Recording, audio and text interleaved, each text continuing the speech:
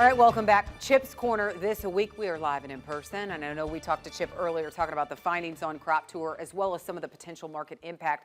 But Chip, you look at social media, you look at some of the comments out there, there's a lot of misconceptions out there about Crop Tour. Yeah. What do you think is the biggest? The biggest is probably that we all get in one bus and travel together from one spot to the next, and we all pile out and go into one cornfield. No, we travel in teams of 2 to 3 people. We run 10 different routes on the western leg of the tour, 12 different routes on the eastern leg of the tour. So we break it up. There's no way that we could pull 1,600 corn samples in 1 week, in 4 days, travel 35,000 miles if we were all in one bus. How many years have we had Crop Tour? 32. This is the 32nd. 32 years. And are the routes the same in that time? We've had to do some changing because we've changed up the overnight stops just because of crowd size. Yep.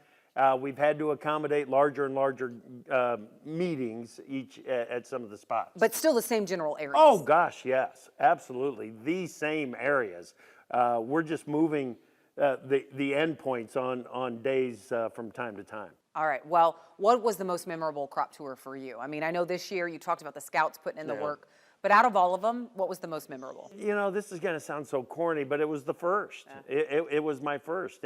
And I had gone on Crop Tour, on this Crop Tour, before it became the Pro Farmer Crop Tour. Jim Quinton ran it, and I was along as a reporter. Well, the 1993 tour stood out for a couple of reasons. Number one, it was our first that we ran. Number two, it was the flood year. And